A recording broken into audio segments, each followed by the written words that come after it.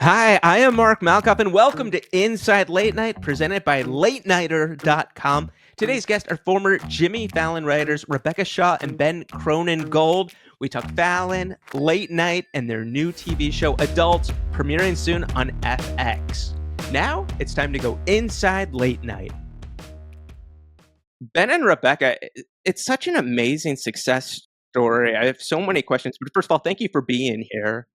Mark, thank you for having us. We're such fans. We're really, really honored. We're so delighted to be here. 17 years old. I remember when I was 17, and it was one of those things where I look back at some of the people that I met, and you just never think sometimes how life changing it's going to be. So you meet when you're 17 is in high school, and then you realize that you're both going to be going to the same college. Yeah, very close. We met at an accepted students meetup. So we were in high school. We both knew we were going to college together, but it's crazy. It's like you know nothing about yourself at 17. You haven't picked a major. You're like vaguely sure that you know how to like do your sheets, but you might be screwing it all up. And then we met each other in Washington Square Park, and that felt, intuitive. And you both had late night on your minds because Ben, you were an intern on Conan, correct? Yeah. Wow. Yeah, that was my first job. My first time in LA really was interning on Conan and putting water bottles, filling up water coolers around the Warner Brothers lot, which was incredible.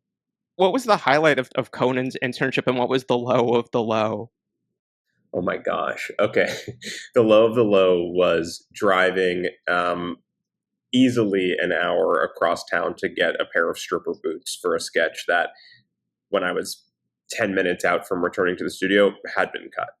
Um, and of course, it felt like such a personal slight at the time, right? It's like, what did I do wrong? Why isn't my creative vision being shown to the world? I just picked up the stripper boot. So imagine us then late night writers and how personal it could sometimes feel. But that was a low light. The highlight was sitting there as just a huge nerd, a huge fan of late night, pinching myself and hearing Conan give feedback to his writers. Because when you're an intern, you're also just sitting there in the stands, your seat fillers for rehearsals, and hearing the little tips and tricks and like rhymes and ditties sometimes that Conan would give about like why a sketch was working or why it wasn't working. We would talk about it truly when we were in 30 Rock ourselves. So real proxy lessons and sort of parasocial relationships towards that writer's room was the highlight. Everyone said it was a master class. The people that I know that worked over there when you heard Conan that would run things. And so you're doing that in college, and then you made a lot of publicity because I remember when this came out when you did Wax Paul Now, which was almost writing a late night piece in itself. It could have easily served. Can you talk about this? This is when you were in college, and I just remember this was everywhere in the news. That is very, very kind of you. I think if it was in the news, it was just through sheer will and love of Paul Giamatti. This was when I was in college. A couple friends and I went to Madame Tussauds Wax Museum in Times Square. Just like fun, chill college students are wont to do. But we went there, and what we found on the way out is the last thing they say to you is like, "Thank you for coming." And if you have any ideas for wax statues, fill out the submission form. We get back to you in some like shockingly short amount of time, like 24 hours. Obviously, we called their bluff and submitted one for an actor who we genuinely did believe was deserving of a wax statue, character actor Paul Giamatti. And they didn't get back to us. And instead of doing what normal people would do and just reading the room and stopping bothering these good people at their jobs, we doubled down and tripled down and started the Wax Paul Now campaign to get Paul Giamatti a Madame Tussauds wax statue.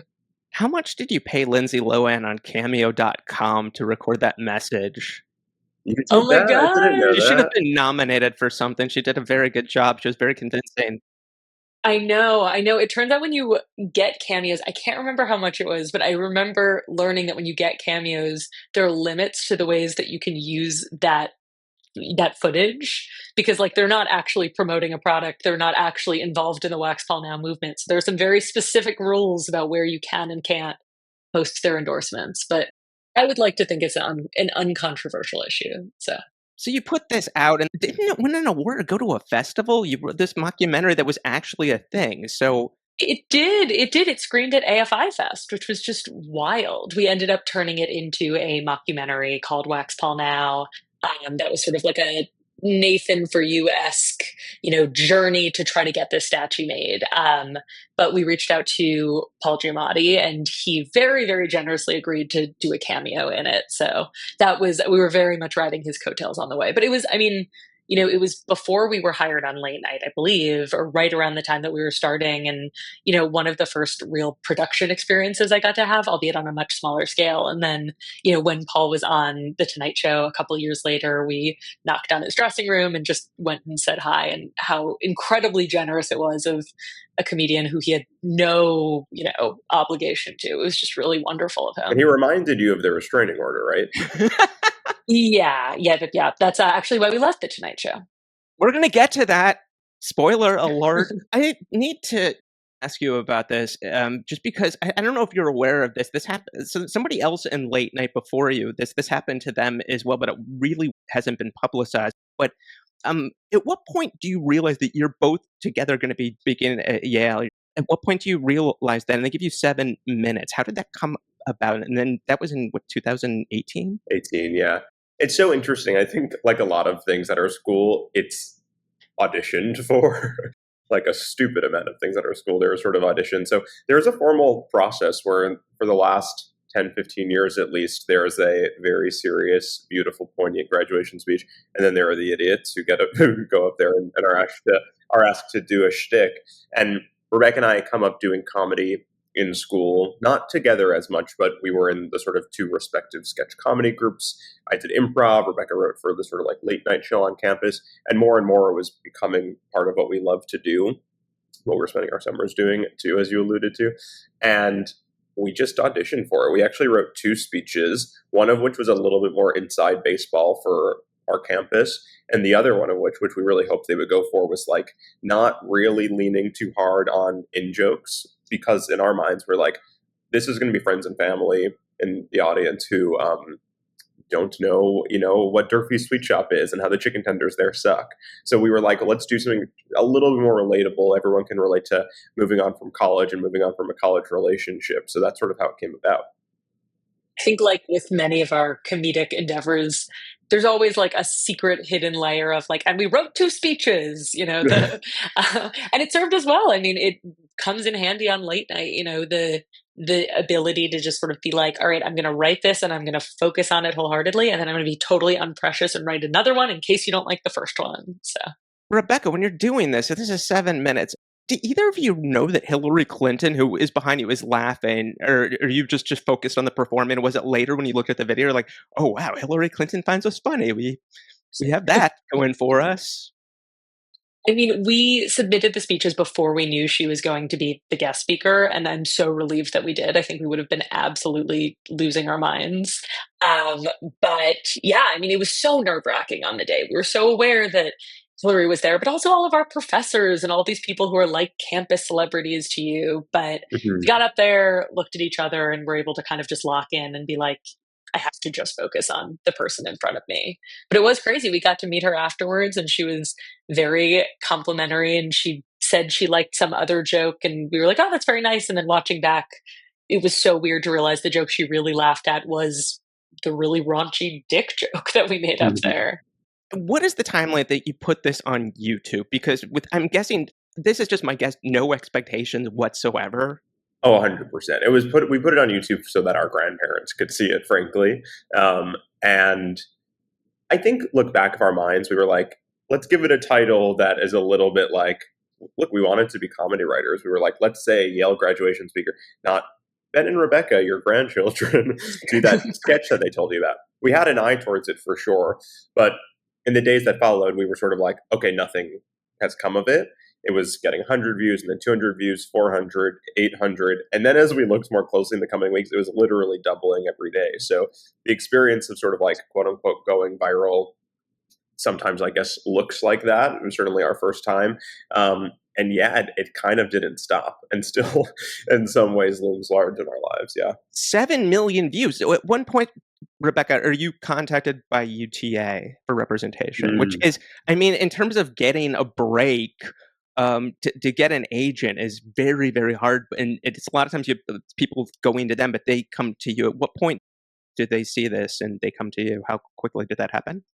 I mean, we were incredibly, incredibly lucky. I think a few weeks after graduation, I mean, luckily when we were in college, we knew we wanted to be comedy writers. So Ben and I had been writing together for years. We'd written TV scripts and then movie scripts and then rewritten the TV scripts and realized the movie script was terrible and wrote that again. So I think we had always sort of known that if we were lucky enough to get an opportunity, we wanted to be able to strike on it. And, we wanted to be able to slide sketches across the table and scripts across the table and say like, hey, please take a chance on us. Here's our material. Here's what our voice sounds like. So yeah, I mean, we went out to LA after graduation to start taking some meetings. And luckily we met our agents who just took this insane chance on us and absolutely changed our lives. Yeah. We sat them down the other day and we were like, we need to ask, what the hell were you thinking? I mean, it's an insane calculus that like, now that we have been in a position where we've, hired writers, we would never do that. But we're very glad that they were like drunk that night that they decided to pick up the phone. Yeah.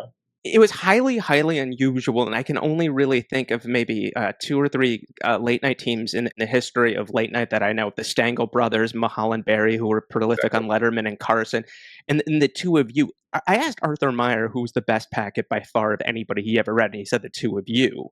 What? He 100%. He said that you really God. took your time with it, and it made him laugh. And did you write a song or something that he Yeah, thought we did. you might have wrote a song? So he was right on that. But he told me that the two of you. So in the timeline of UTA coming to you, how long do you spend on the Fallon packet, and how does that all come about? Such a good question. I don't know, Rebecca. Do you have a sense of that? I'm trying to remember. What that time of life looks like? Let me think. I believe, if I'm not mistaken, what we did was we submitted some sketches that we'd already written that were sort of just representative of our voice. So things that we'd written together in school. I know we submitted a few pages of monologue jokes and I believe some thank you notes as well. And then the last piece of the puzzle was trying to write some stuff that was topical. So if I'm not mistaken, I think it was a song parody to "Shallow," like a Lady Gaga, Bradley. He just said it. He just said it was a great packet. You're outing us. Oh, about like the midterms, maybe. Yeah. Did the show come to you? Is that true that the show heard about you and they wanted you to submit? You know what it was? We shared an agent with the head writer at the time. So Amy Ozels. With Amy Ozels, who is a genius. And I think he thought she would really get us. She was a Harvard, she was a Harvard lawyer. She is a Harvard graduated lawyer, I believe. And just an insanely brilliant mind. And I think he thought that despite the very serious school rivalry, she might get us. And when we had I think he was like, "Oh, you're all dorks. Like you would get along and be nerdy together." Exactly. But she read our packet and I guess liked it, and she passed that along with our graduation speech to Jimmy. So I think my understanding is the first thing he thought of ours was our graduation speech. But again, just another example of what were they thinking, but also, oh my God, we're so happy they were thinking it. I mean, we got to sit down with Jimmy and I still remember the feeling of sitting across the desk from him and he had our packet out in front of us and he had like little things scribbled in the margins. And just that feeling, he had like little T's because that was his signal for, I'm sure it still is, for like when he wants to try a joke. But we didn't know what it meant, but we just knew that he had written, like Jimmy Fallon had read our writing and was annotating it and had thoughts about it. I mean, it was just deeply out of body. He was reading our sketch in a character voice that he thought would be right for it, which was talk about pinch me. Remember, super surreal. March 20th, 2019, it was one of you publicly announced on Twitter, now X, that you got hired on Fallon. And I know that the first piece that you did was Beto O'Rourke. And Rebecca, you almost were in the sketch, but it was like 5 minutes beforehand. They realized somebody in graphics, I think, maybe looked a little bit. Like, who were you supposed to play again? His wife? I was supposed to play Mrs. O'Rourke. I mean, one of the niches that we found ourselves falling into early in our time on Fallon was writing political sketches for him. You know, we came during the midterms, as per our brilliant shallow parody. Um, or I'm sorry, not during the midterms, during the primaries. We were there during the presidential primaries because it was this very exciting thing where for the first time there were all of these Democrats being announced that were pretty new to the scene. And, you know, there was Beto O'Rourke and Pete Buttigieg and Bernie was going again and Biden was running. And what was really fun was Jimmy was really down to do some impressions of these people. And a lot of these people hadn't been impersonated before. You know, Jimmy is obviously a master impressionist. So to get the opportunity in some cases to, you know, see Beto O'Rourke's announcement video the night before and get an email saying, hey, Jim, you might want to do something on this tomorrow. Can you write up a few pages? We would just like stay up half the night watching the speech and really trying to hone in on, you know, like what's the thing about it? Like, what's the take? What's the funny, not mean, but sort of funny observation? So our first one was Beto, and I remember so distinctly Jimmy, we brought it in that day and Jimmy read through it.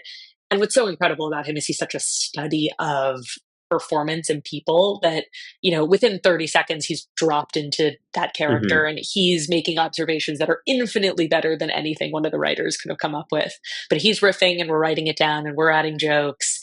And then we got word that it was going to be on the air that night. So exciting. And then 2021 was when WandaVision was this phenomenon, and you did Fallon Vision. How did that come about from coming up with that idea to then Elizabeth Olsen is a part of that? What was the Hmm. process of that? It's so funny. Our head writer at the time then called us, and she was like, "Ben, I know that you're an insane Marvel nerd. Elizabeth Olsen's coming on the show. What about a WandaVision parody?" And it was By one of that those point, things Ben where, had already dropped the phone. So he yes, hadn't heard anything after Elizabeth Olsen is coming on the show. this has been a recurring thing in our partnership where it's like, I was too excited and way too close to it to come up with anything good or even passable.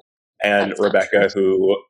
Rebecca just on the spot said, "Okay, what if it's bringing Jimmy through time?" and riffed it out with our head writer in real time. While I was like, "Oh my God, what is Elizabeth Olsen going to think about me?" And like, I do have a theory about the Mind Stone. I'm not sure if I should run it by her.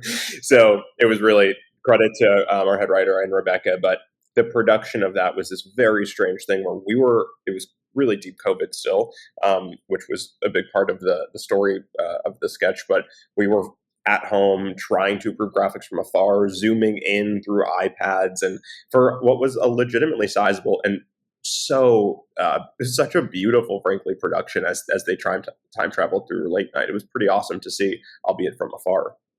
I will say, I mean, that was all of the departments on the Tonight Show were just top of their class, Mhm. unbelievable. But this was maybe my favorite sketch, just watching them in action. I mean, I feel like everyone got really creatively invested in it. And, you know, for those who haven't seen, it's a sketch where basically, you know, the premise of WandaVision, she's traveling through these different eras of TV comedies, and we're watching every episode as she sort of glitches and finds herself in the next decade.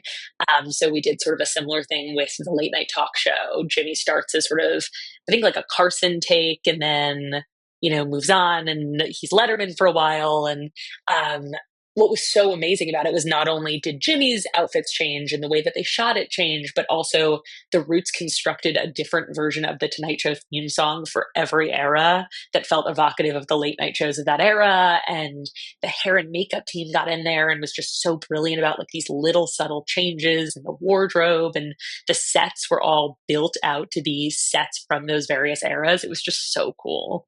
Including Jimmy's late night era, which was very fun to revisit as well. Getting the desk from upstairs where it sits on the what is it, the ninth floor as a sort of like tourist destination. And that day, no tourists could sit at the old late night desk because we had it for the sketch.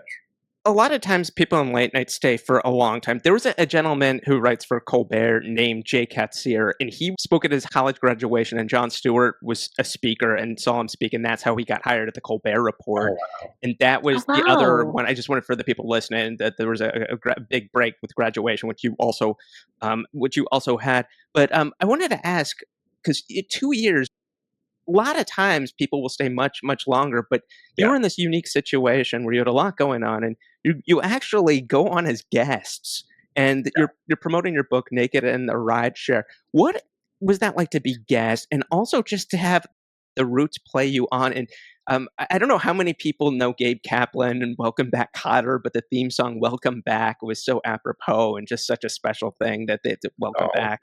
I love the fact that they chose that for you both. I have chills with as Mark describes it. I'm like, it was so special. It was so, so special. It was incredibly emotional. I mean, I think honestly, we were very aware that Jimmy would not usually have on two kind of unknown book writers to promote a book that nobody had read at that point.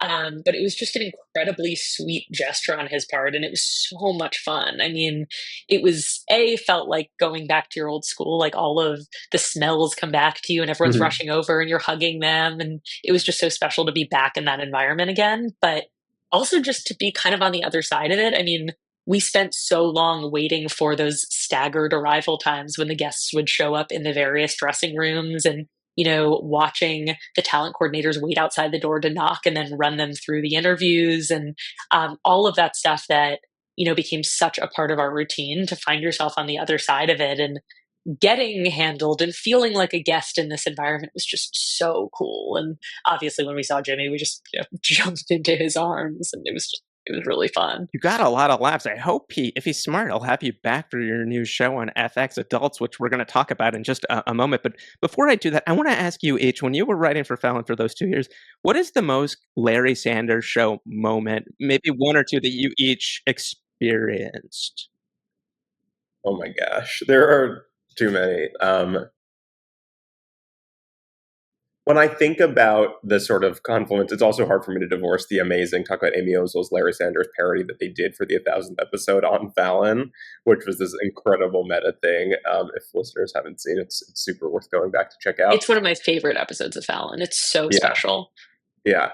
To me, those memories, and I'll stall as Rebecca, you think of, I'm sure, a much better and funnier story, but it's like those days where you are running down the hall to try and find Lin-Manuel Miranda because we are changing a lyric of the song parody and he needs to know because the cue card's going to change and he's going to be confused. But there's a llama crossing because there is some animal segment that maybe just got cut. And so all of the wranglers are moving out of, And they are pissed. and they're pissed off. And then The llamas and the wranglers, but only one of them is spitting. so the tasks and the and the obstacles to me were always as heightened and Larry Sanders as you could possibly imagine. Rebecca, did that buy time for you to think of anything else? First of all, I thought it was a great answer. Oh yeah, I mean, we had a moment where a politician who shall remain nameless, his team kept pitching us raunchy jokes for a slow jam, and we had to finally be like, "Hey, I think we love this for you, but we're set now." So that was incredible. Being like, we have to hold the line now, and we can't yes, make that innuendo about the candidate on the show, which was a real role reversal considering our job is often to try to push guests to sort of go out there and do something a little bit more risque than they would think. So that was a dream and a joy. I remember so distinctly we had this moment where we had to hire a child actor for something, and the whole point was she was supposed to be playing like a middle schooler. And I remember so distinctly getting this email being like, "Hey, Casey, let's call her Casey. Casey's on her way to the dentist right now. She has braces, but her mom is going to remove them in advance of this sketch." And I remember so distinctly being on the phone being like, "Who do we have to call? Get us in touch with Casey's mom. Do not take these braces off this poor child." So I think if people get excited, it was fun. I mean, it was always something great that Casey got to keep her braces, I will say. But I heard they've since come off, so it's all good. I mean, thank God, because those two now. Saturday night, I was walking around the city and a cab passed by and it was advertising your upcoming show. And I'm guessing you've just seen the advertising all over the place, which is amazing. To get your own show, adults, it's going to be on FX. What was that whole from the time you came up with the situation of getting Nick Kroll involved to, I mean, it to getting a show on the air is like winning the lottery by, Yeah. I mean, the odds, just everything that you two have done so far, unbelievable timing. It's just it's unbelievable to look at. But what was that process like with the show? It's so interesting. We first met Nick, even though he does not remember this, when he was a guest on the Tonight Show. We were producing an impression based game or sketch with him and Jimmy. And it was really, he's such a pro at this. We barely needed to be there, but we go into his dressing room and we sit on the couch. He's getting groomed and he's riffing in real time what his Statham impression is going to be. He's working on a Statham impression that he's never done before. And Rebecca and I are just on the floor laughing from this man, which of course it's Nick Kroll. He's like, but in that moment, he's just some guy in a room that, at our workplace that we've never met before. And we just had a sense of like, oh my God, this guy just is able to find the funny in such a deep way and not in a way that, and just, he never settles. And when it came time for us, we had this idea before we, were on the Tonight Show because it was just very much about a time of life. There's nothing super high concept about it. It's just, what if we did a friend group comedy for right now about your 20s and specifically that time of life that you were asking around earlier, Mark, which is like when you graduate and the world is your oyster, except no, it's not. You're in a best case scenario living at home.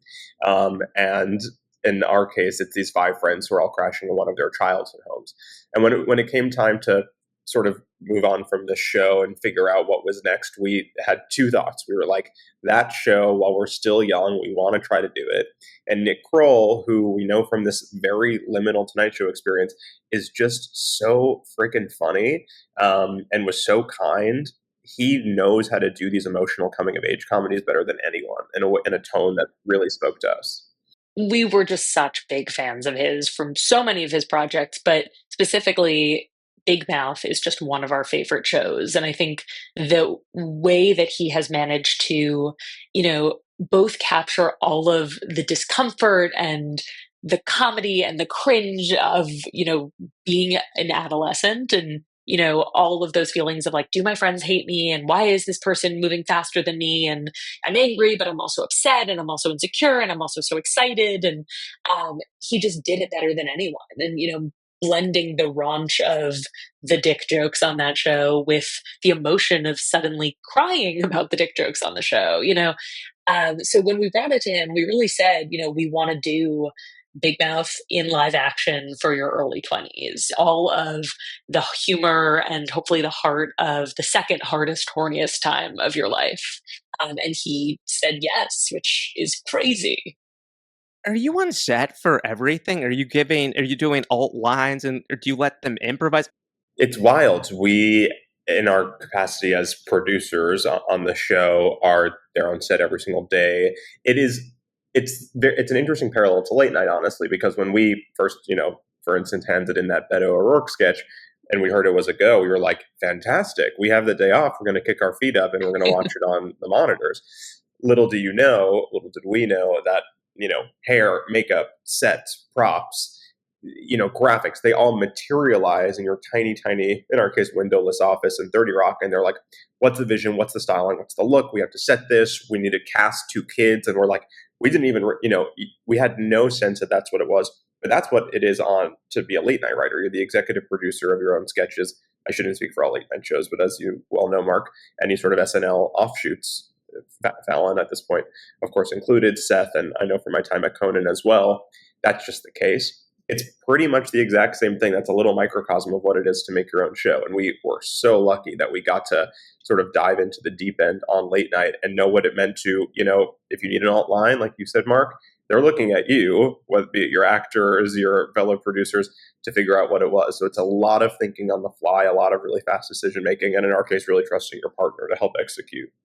Rebecca, can you share one thing that maybe from your own life that got in the show? Was there anything specific? If not, if it's some of the things are very outlandish, so if you'd rather not plead the fifth, that's fine. No pressure. Honestly, I would say 80% of the stuff in the show is either something that happened to us or happened to a friend of ours. And hopefully that comes through in the way you experience it. I think as much as the show is crazy and raunchy and you're watching them do these really embarrassing things, we have a lot of empathy for our characters. And I think our best case scenario is each of these stories and each of these plot lines, you could kind of picture your friend's friend doing that and them telling you with a, oh my God, you won't believe how I screwed up the other day, and laughing your way through it with them. One from my own life, I will say, is everything in the Samir trying to cut a check scene, I think has happened to both Ben and me so many times. Just all of the logistics of adult life, figuring out how to return a package, figuring out how, I feel like what we have learned, everything at the DMV, like all of those little mundanities and bureaucracies that just feel so much harder than you were expecting. I think we channeled a lot of our own pathos into that. It's also in a really lovely way. All of the parts of your 20s that are also like, then after that awful, crazy, embarrassing thing happens, sitting on your couch with your friends to do the talk downs and to hold each other in those moments, both physically, both literally and metaphorically. That was so true of our 20s. Frankly, still is very true of our lives. And the show, in a lot of ways, is a love letter to our friends. And the moment on the subway in the very first scene of our show where Issa, one of our characters, is confronted by a subway masturbator, and as the rest of the group tries to sort of diffuse the situation and use their best practices and college skills to sort of talk him off the ledge, Issa decides to masturbate back to sort of make a political point, which is, luckily, that is not based on something that one of our friends has done. But Not yet. not yet. But what is just as important, and I think very much based on the people in our lives that we love, is the scene that comes right after it, where it's the friend saying to Issa, it's okay. What you did is okay. You're going to be okay. Because she's worried that she just fucked up in some big way and that her big grand political gesture was completely amiss. As we all know, watching at home, it of course is. But a big part of your 20s is the friends who keep you in that delusion to tell you, no, what you did was brave.